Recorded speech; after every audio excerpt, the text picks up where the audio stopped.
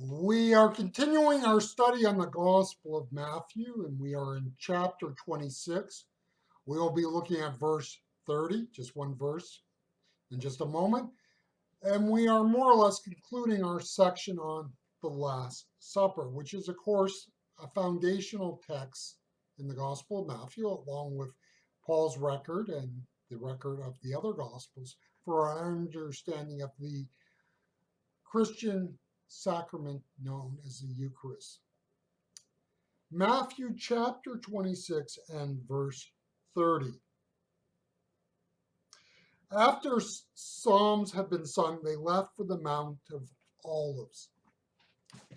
In our reading of the Last Supper, we do not want to forget that it was in many ways a traditional Passover meal. So one of the questions you have when you read this text is, how much did the apostles really gain a sense that there was something unique and different about this event?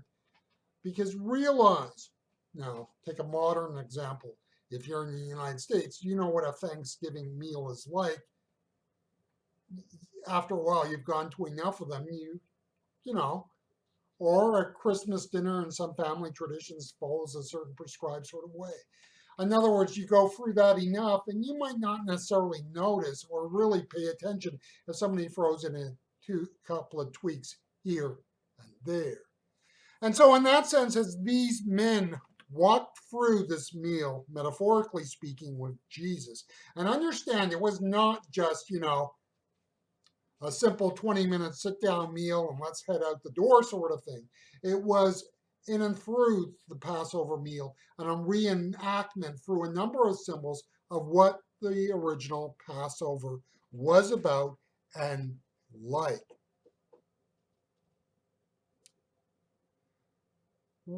Now, the problem here is when we look at this meal is we don't actually have any real idea as to how it unfolded. You will find in the commentaries, for example, and in people who look at this passage, reconstructions of what the Passover meal is. And those are helpful only so far. The problem is that the records we have for the Jewish celebration of Passover meals is not there for the first century. What we have is records that come to us from outside the New Testament era, a couple of centuries or so or more removed.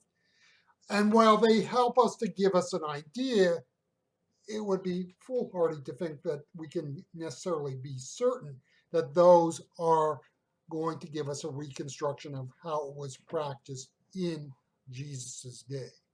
Now, am I right in my critique of this approach? Maybe, maybe not. But one of the things that strengthens my argument considerably is we go to the Gospel of John.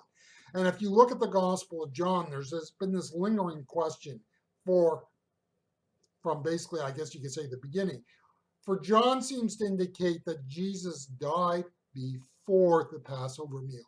Now, my point is not at this time to get into the issues that are involved there, but rather to note that it seems with John, however we interpret it, that there is a different tradition at work in terms of Passover celebration. And this kind of leads back to the point. We're not really sure what the celebration of Passover was originally in the first century. And John's gospel seems to indicate that it was far more fluid, and that possibly what happens with the later records that we reach a point where the traditions around the meal have become more codified, more solidified, and more sacrosanct. And whereas in the first century, it might have been far more fluid. The hymns that Jesus and the apostles sang at the end of the meal bring the celebration back to the fact that it was a Passover meal. So when we look at the record of the gospel writers of the Passover meal, understand they are highlighting events within the meal that become significant for the celebration of communion, the Eucharist, the Lord's table. But that spotlight they give to those things would not have been as readily seen, for they were part and parcel of what, to the eyes of the apostles, were largely a routine and normal Passover meal. It was also normal and routine for Jesus to go to the Mount of Olives. The Passover seasons, in the Passover season, the population would swell as pilgrims came to Jerusalem. Now, here's a bit of conjecture. The question then becomes, where did these people sleep? Well, if you had relatives in Jerusalem, maybe you could, go and sleep in their home with them. But understand that a lot of people who came to Jerusalem as Jewish pilgrims at that time would not have had that option. There were no Hiltons, no Holiday Inns, no Hampton Inns, no Motel Sixes. You get kind of the sense. There wasn't the lodging options there. So there is reason to believe that what people did is slept outside the city at night. And so the Mount of Olives would have been one of those locations. Conjecture, but is this the place that Jesus would spend the night with his apostles because they didn't have lodging within the city? They would, as it were, tent.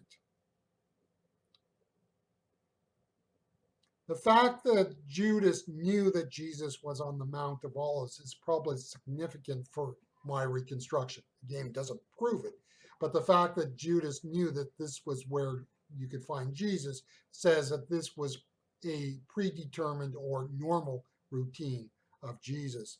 Would the apostles have been willing to go to the Mount of Olives if they knew Jesus was going to be arrested?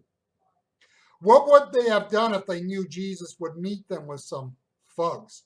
You kind of wonder, right, with the apostles, if they still had a bit of that shady side of them and knew where to get a few of their own thugs. Conjecture, I know. When we read the account of the Last Supper, understand we have a redacted account. That word redacted simply means edited. When we say redacted, what we're saying is that the later writing down of the account of that event does not give us all the details. They give us the details that are necessary to understand the story, what communion is, what the arrest of Jesus is about. I mean, in other words, there was a lot more that could have been said and recorded, but that was not the concern of the gospel writers. We can know that this is the case, for the apostles did not get what was happening, for they saw this as a rather normal and usual Passover meal. Now let's bring this home to us personally. The longer you live the faith, the more you have perspective on the faith. You gain an ability to look back on moments when something significant happened spiritually. You can find moments when God was real or when you made a spiritual breakthrough. And times like that, there may have been a whole lot of things happening, but in time, those other things fade in comparison to that moment in time when you made that breakthrough spiritually. The recounting of what happened then minimizes the other stuff and focuses on what is significant. And I think this is important because as we move forward in the faith, we become more discerning and able to see how the Spirit works in our lives and in the lives of others. I'm not saying perfectly or completely, but we do have that sense about us. You see, it's not always a case about right and wrong. It is about what is really important. And the eyes of faith, especially as we look back, discern what was really important. In a broad sense, this is what the retelling of the Lord's table and Lord's Supper is about. They looked back and saw what was really important and left out the non-essentials.